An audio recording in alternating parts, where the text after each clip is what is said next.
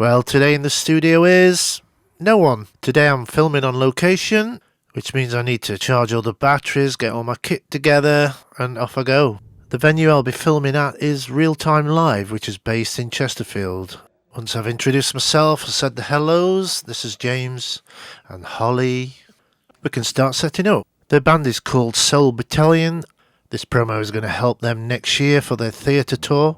While they set up, I'm going to make some tweaks. I'm on my own today, so hopefully everything should go smoothly. I'm going to be filming to playback, so everything is pre-recorded.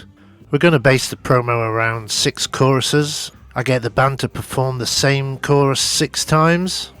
Each time I'll use a different angle, and then in the edit, it'll give the appearance that there was 5 cameras. Begging you. As you can see, I don't need to go to the gym today. After saying my goodbyes, the next day I start on the editing, syncing up all the files to playback.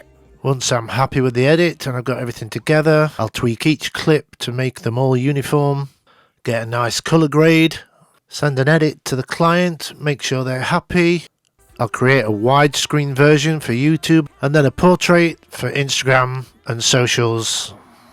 That's it from me. See you next time.